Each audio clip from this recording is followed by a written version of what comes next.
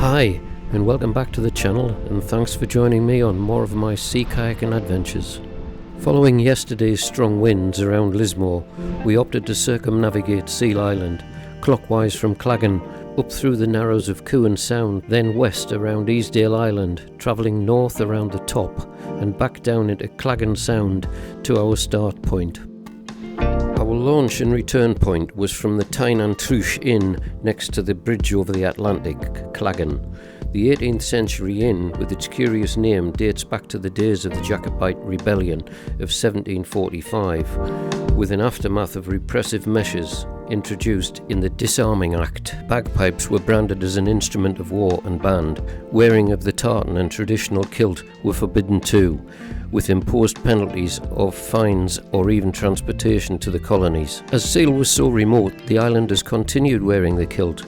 However, when journeying to the mainland and on reaching the inn at the crossing point, they are said to have swapped their kilts for trousers. Changing back to the kilt on their return journey once again at the Tigh and Truish Inn, the House of Trousers, thereby sticking two fingers up at their political masters. Come on Andy, smile, thumbs up, I've pressed the button. That's my man.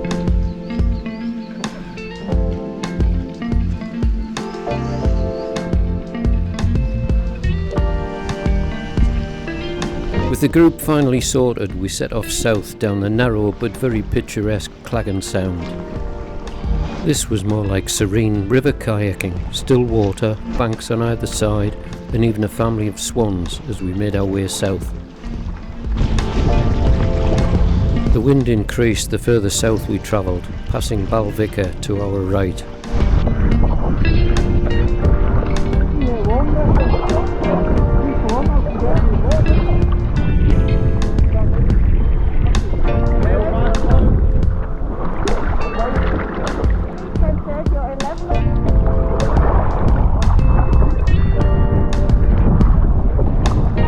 Things started to widen out now, and we could feel the full force of the unhindered southerly wind coming straight up the sound past Ling.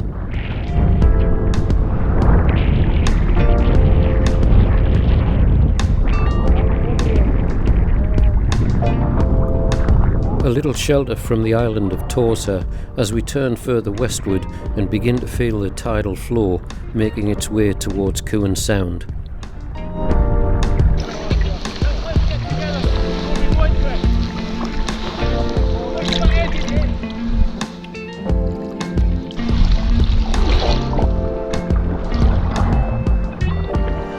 We pull in for a brief discussion in an attempt to split into groups before committing blindly around the corner into Cuan Sound and faster tidal water ahead. Yeah. Yep. Go head off then. You'll see you right there. A quick check on my speed from the GPS.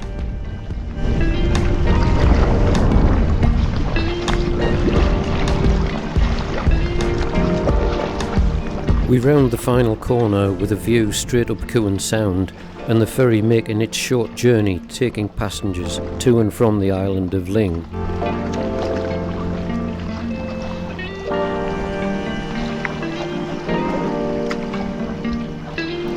The tidal stream now pushing me along at almost 5 miles an hour without paddling. Cuan's renowned tidal race seemed a bit like a damp squib, without any opposing wind or swell, as conditions today were pushing directly from the south, with Ling sheltering the sound. Mark's keen just to go all the way round. Get some tea to hotel. Fine. Instead of stopping for lunch in Easdale, Mark proposed continuing right round and back to Clachan for a final group lunch before we all drove off on our respective journeys home. This place with its fast tide race is very different in opposing weather conditions. Not your orca again, is it?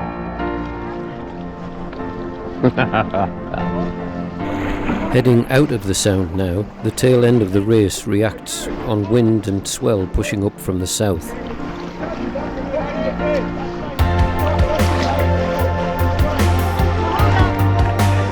We're 8 and 3 now. A swift check on respective group members before pushing further out into the southerly swell and wind.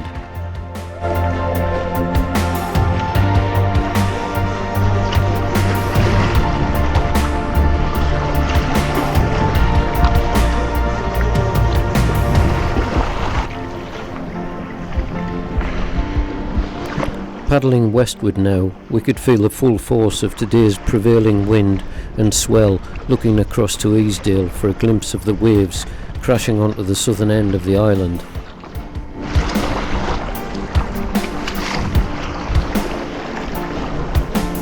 Our intention at this stage was to make our turn northwards and try to pick up any waves steep enough to get a decent run up the west side of Easdale.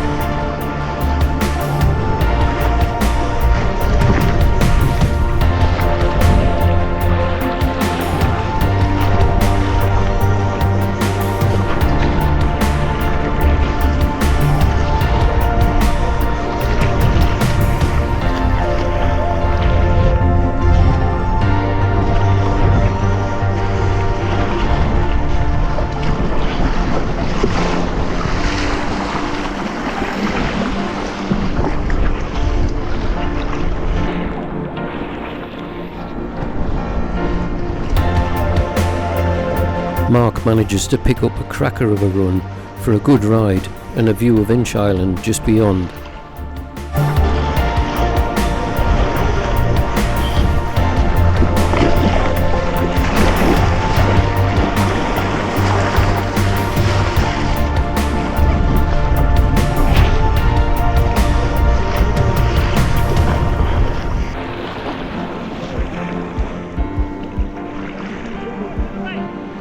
Dave! He's back there! A quick check and update on everyone in our group.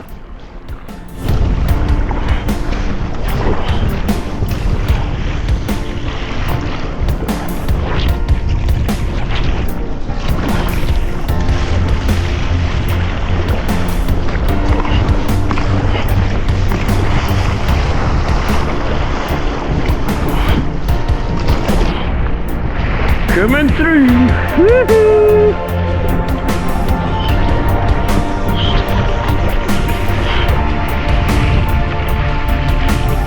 Hard work, but eventually I pick up a little something of a run.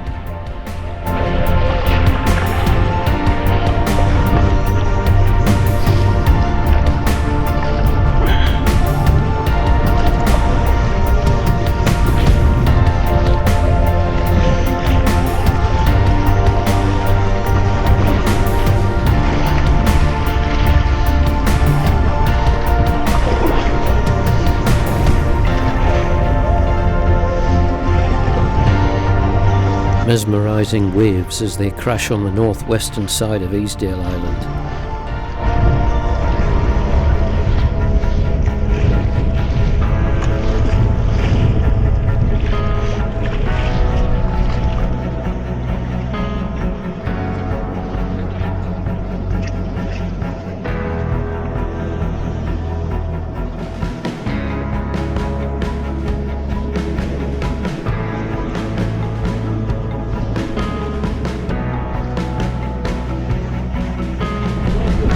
Brilliant, yeah. Yeah, just the way they're pumping up off that side there. Brilliant.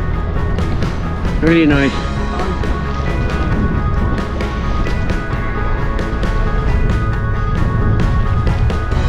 What we're doing, Ian? Stopping for lunch?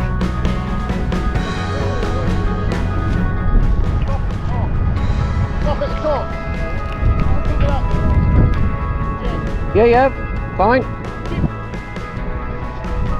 Ah man, look at the south end of Mull.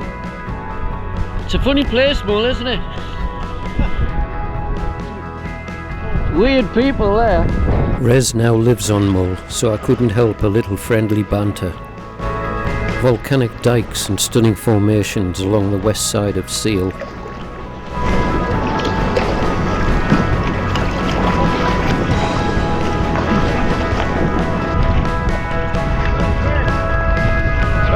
Over to your right.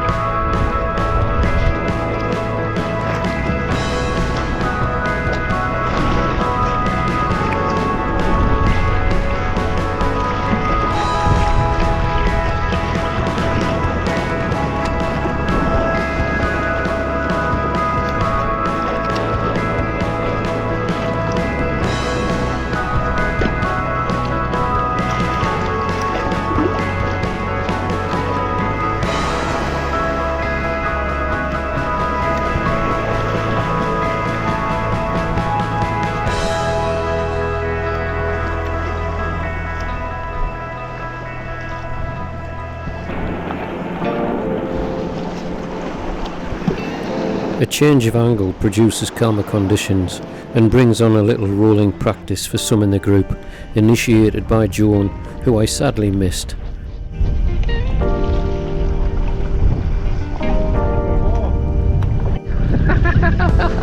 Yay!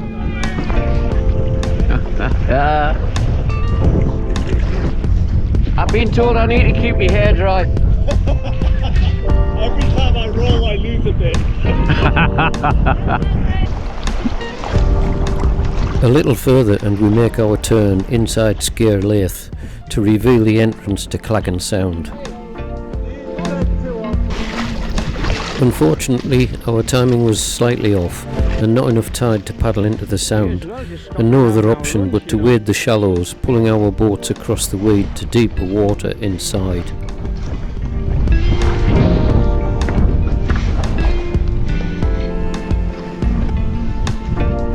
With only a short portage, it was back in the boats to paddle the picturesque sound and check out the wildlife.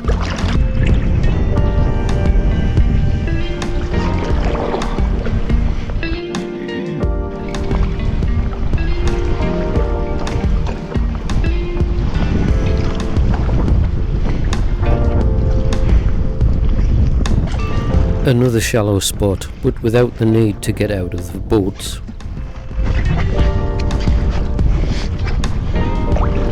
The same view as our Friday paddle, with the bridge over the Atlantic in the distance and the lovely well-kept houses and gardens down to the water's edge.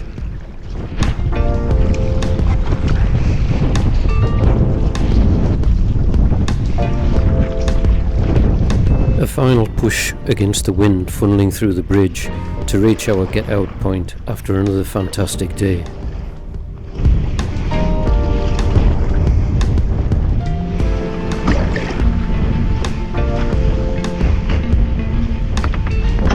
A quick change, gear packed up and the boat secured to the vehicles in time for a nice meal and a pint in the pub before we all said our goodbyes to travel home in our many different directions. A short trip of just over 12 miles for our last day, as many had long journeys and needed to be fresh for work the next day. Nevertheless, a fabulous trip, and my fastest speed recorded at 7 miles an hour through Cuan Sound.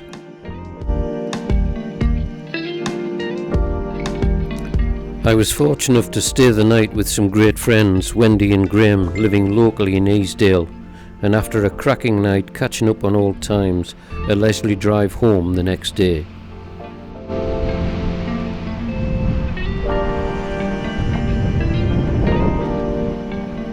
I hope you enjoyed the video. Thanks for watching, and we'll see you on the next one.